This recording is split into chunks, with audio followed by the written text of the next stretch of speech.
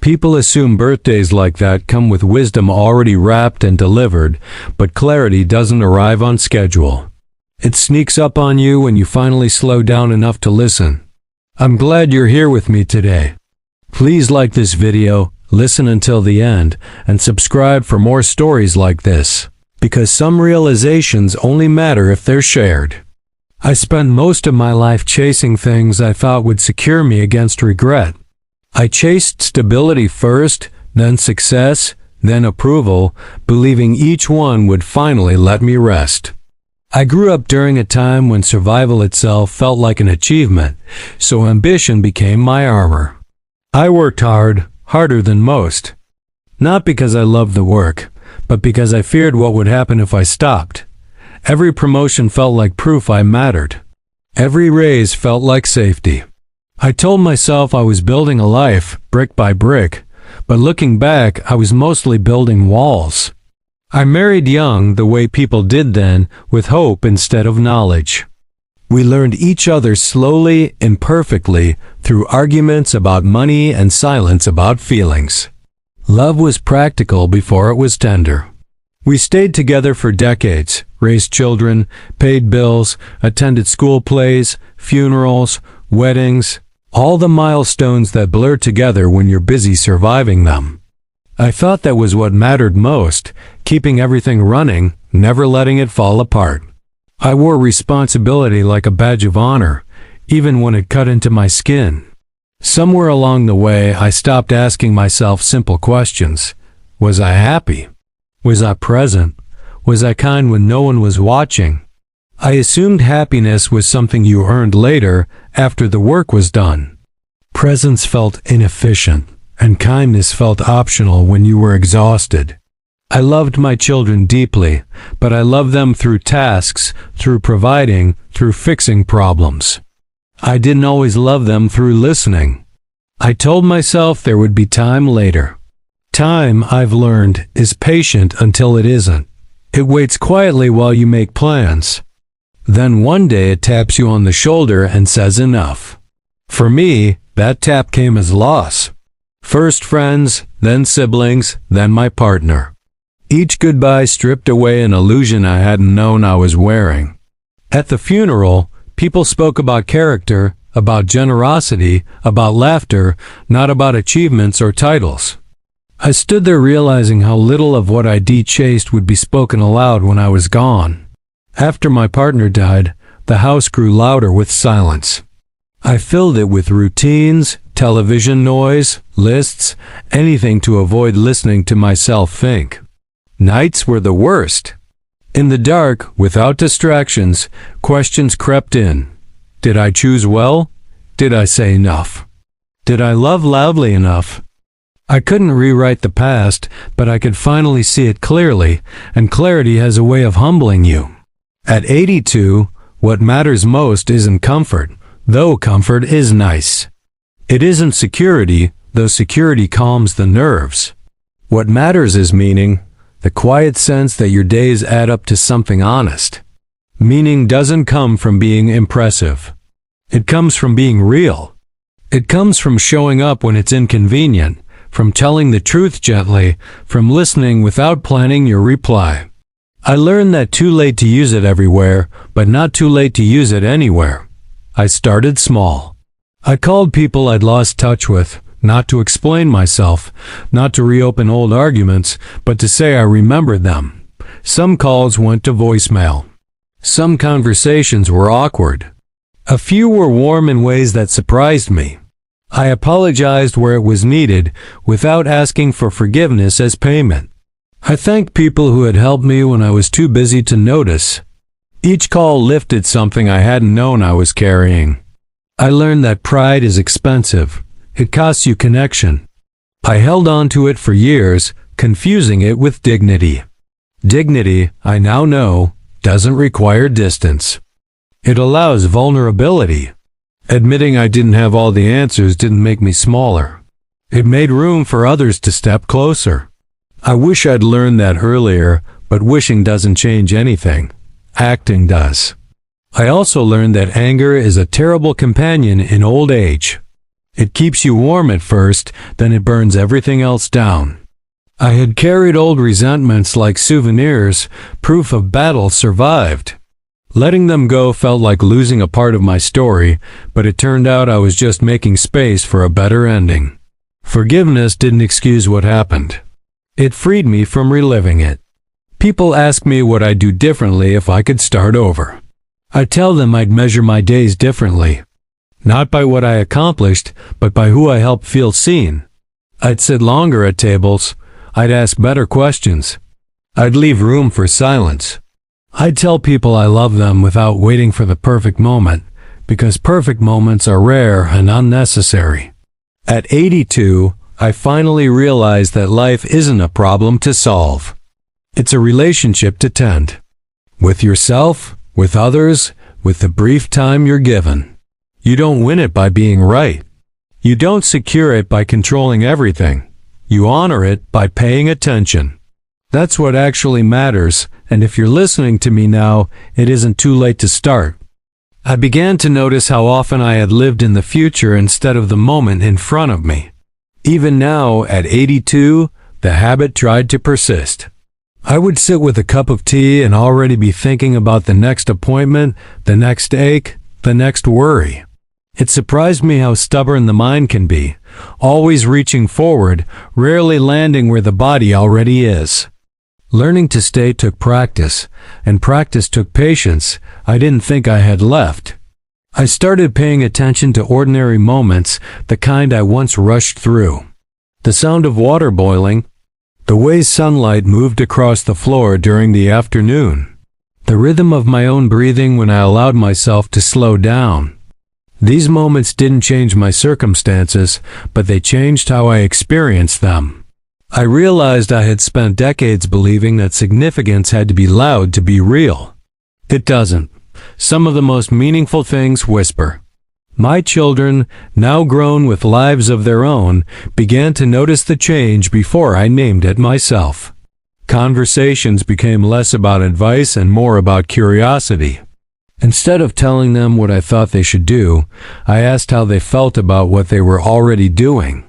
At first, they seemed cautious, as if waiting for the familiar lecture to appear. When it didn't, something softened between us. I learned that listening creates a different kind of authority, one built on trust rather than position. There were regrets, of course. Anyone who says otherwise hasn't lived long enough or hasn't been honest with themselves. I regretted missed school events, rushed conversations, arguments I needed to win more than I needed to understand. But regret, I found, doesn't have to paralyze you. It can instruct you, if you let it. Instead of replaying old scenes endlessly, I asked what they were trying to teach me now. Often, the lesson was simple. Be here. Be gentle. Be brave enough to say what matters while you still can. Health became a daily negotiation. My body no longer cooperated automatically. Mornings began with inventory: what hurt, what worked, what needed more care. There was frustration in that, a sense of betrayal by something I had relied on without question for so long. But even that taught me something valuable. I learned respect for limits, not as failures but as signals. Slowing down wasn't giving up. It was adapting.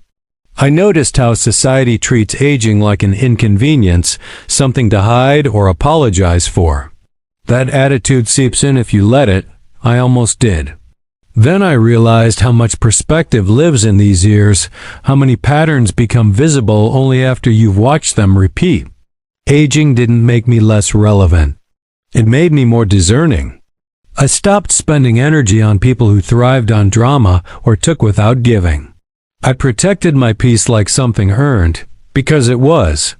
What matters, I discovered, includes boundaries. Not walls, but clear lines drawn with respect. I had spent years saying yes out of obligation, fear, or habit. Saying no felt rude at first, then liberating. Each honest no made space for a more meaningful yes. Time is finite, especially now. I choose carefully where mine goes.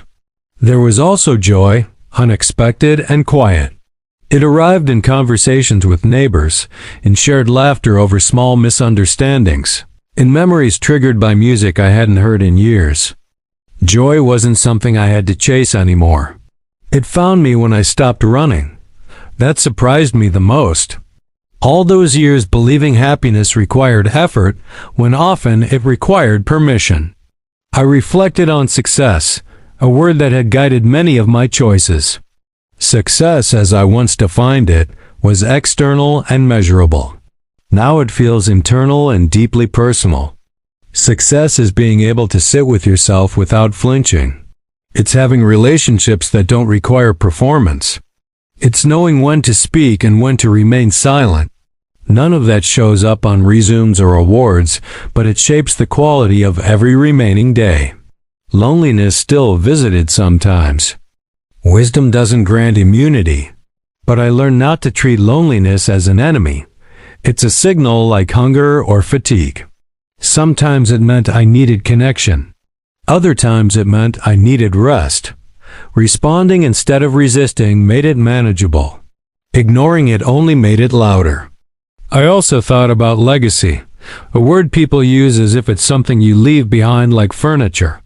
Legacy is lived, not deposited. It's in the way you treat people consistently, not in a single grand gesture. I may not be remembered by many, but I will be remembered accurately by those who mattered most. That feels like enough. At 82, I finally understood that life doesn't ask you to be extraordinary.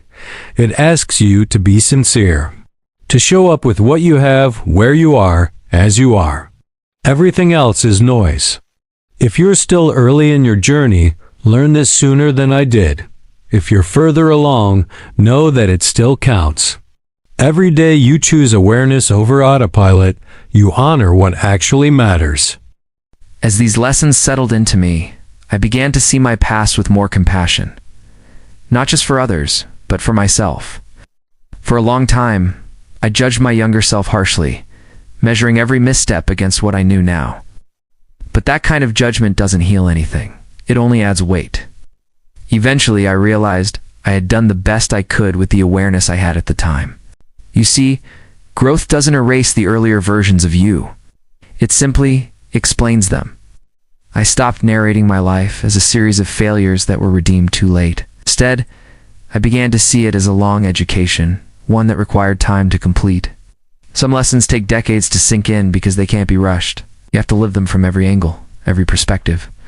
Understanding that softened my regrets into something more useful, something like gratitude. Not gratitude for the pain itself, but for what the pain revealed. I noticed how often fear had shaped my decisions. Fear of instability, fear of judgment, fear of being seen as inadequate. Fear is clever. It masquerades as practicality, especially when you're praised for being responsible. It took me 82 years to see how much of my caution was actually fear wearing a respectable coat. When fear drives your choices, it shrinks your world slowly, almost politely, until you hardly notice how small it's become. Letting go of fear now looks different than it would have at 40. I'm not taking dramatic risks or reinventing my life from the ground up. I'm taking emotional risks instead. I tell the truth even when it might disappoint someone. I admit when I don't know something. Express affection without waiting for the right conditions. And these risks feel small on the surface, but they change the very texture of daily life. They make it lighter. I also became more honest about what drains me. I used to push through exhaustion, believing that endurance was a virtue. Now I see rest as an act of wisdom. There's a profound difference between giving up and stepping back. Stepping back lets you see more clearly, lets you choose intention over reaction. I wish I had rested more when I was younger, not because I'd have achieved less, but because I might have enjoyed more of it. People sometimes ask if aging makes you afraid of death. For me, it's done the opposite. It's made me aware of death without being obsessed by it. Knowing the end is closer sharpens the present. It clarifies priorities. Trivial concerns fall away more easily when you understand how little time they truly deserve. Mortality isn't a threat. It's a filter.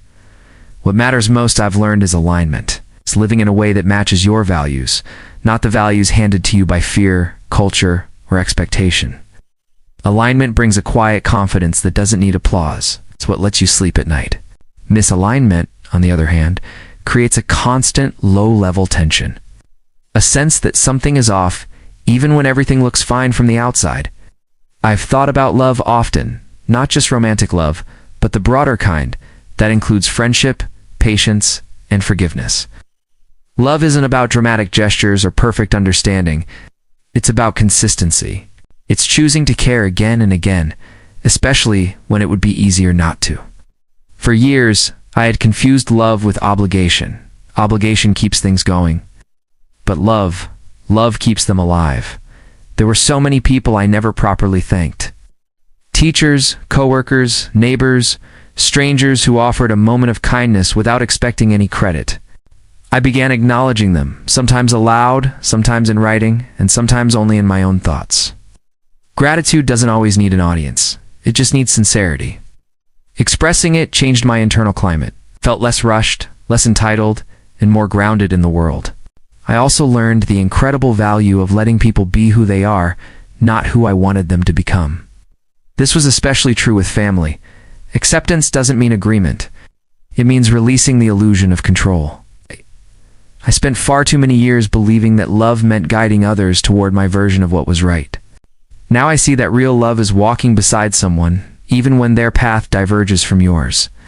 There's a strange and wonderful freedom in no longer needing to prove yourself. At 82, the scoreboard just fades away.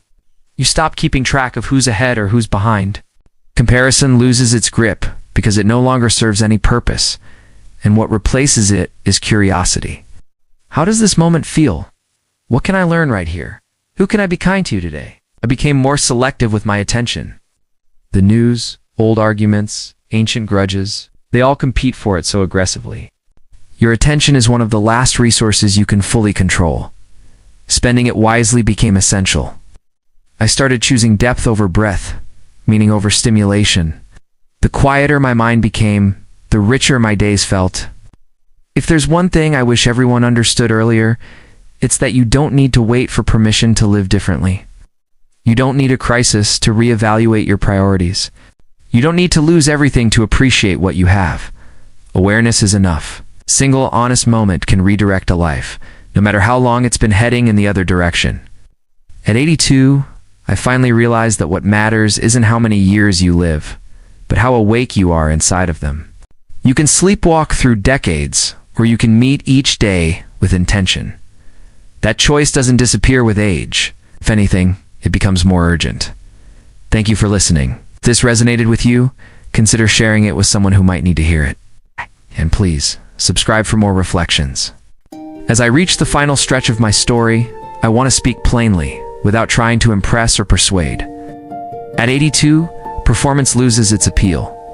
What remains is honesty. I wake up each day aware that it could be ordinary or it could be my last. And strangely, that thought doesn't frighten me anymore. It focuses me. It reminds me to enter the day instead of skimming past it. I spend more time now remembering than planning, but memory itself has changed. It's less about replaying events and more about understanding them. I remember moments I once dismissed as insignificant, sitting on the edge of a bed listening to a child explain their fears, sharing a quiet meal without conversation, walking home alone at dusk feeling both tired and content.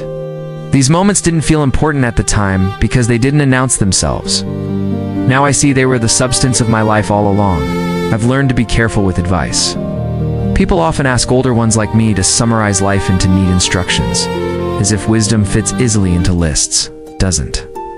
Life is contextual. What matters is not copying someone else's answers, but learning how to ask your own questions. Still, if I offer anything, it's this. Notice what repeatedly asks for your attention. Joy does that, so does pain. Both are teachers. I've also learned that reconciliation isn't always mutual, and that's okay. Sometimes you do your part, and the other side remains silent. Closure doesn't require agreement. It requires acceptance. I made peace with outcomes I couldn't control, and in doing so, I reclaimed energy I'd wasted for years. Letting go isn't passive, it's decisive. There's a tenderness that comes with age if you allow it. Hardness is easier, more familiar. Tenderness requires courage. It means staying open even after loss, even when the future feels shorter than the past. I chose tenderness deliberately. I chose to keep caring, even knowing how much it can hurt. That choice made my remaining years feel fuller instead of safer. I began speaking more kindly to myself. It sounds simple, almost childish, but it changed everything. The voice inside us becomes louder when the world grows quieter. I made sure mine didn't become cruel. I stopped calling myself foolish for mistakes that could no longer be undone. I spoke to myself the way I would to someone I loved. That inner shift rippled outward. When you treat yourself with respect, it becomes easier to extend it to others. I also stopped postponing joy. I used to save things for later. Better plates, nicer clothes, meaningful conversations. Later is not guaranteed. I use the good things now. I say what matters now. Life isn't improved by waiting. It's improved by participating. As my circle naturally became smaller, my appreciation grew larger. Fewer people, fewer obligations, fewer distractions, but deeper connections. I learned that intimacy isn't about proximity. It's about presence. You can feel lonely in a crowd and deeply connected in a single conversation. I choose the latter whenever possible. There are still hard days. Pain doesn't vanish because you understand it better. Loss doesn't stop hurting because time passes. But perspective changes the shape of suffering. It becomes something you carry rather than something that carries you. I don't ask why as often anymore. I ask how. How can I meet this with grace? How can I move through this without closing my heart? What actually matters when everything else is stripped away is surprisingly simple. It's the way you treat people when you have nothing to gain. It's the courage to be honest even when silence would be easier. It's the willingness to forgive yourself and others so you can keep moving forward unburdened. It's the decision to stay awake in your own life. If you're younger than me, and chances are you are, I won't tell you to live without mistakes. That's impossible. I'll tell you to live without numbing yourself to your own experience. Pay attention. Question the rules you inherited. Choose connection over image. Choose meaning over momentum. Don't wait for certainty before you act. Clarity often follows courage, not the other way around. If you're closer to my age, know this. It still matters. Every conversation, every apology, every moment of honesty. The idea that it's too late is one of the most damaging lies we tell ourselves. It's rarely true. As long as you're here, you're still participating in the story. At 82, I finally realized that what matters most isn't what you leave behind, but how fully you inhabit the time you're given. Life doesn't demand perfection, it asks for presence. It asks for sincerity. It asks you to notice when something meaningful is happening and not rush past it. If my story has done anything, I hope it slowed you down just enough to feel where you are, because that's where life is happening, not yesterday, not someday. Here, now, this moment.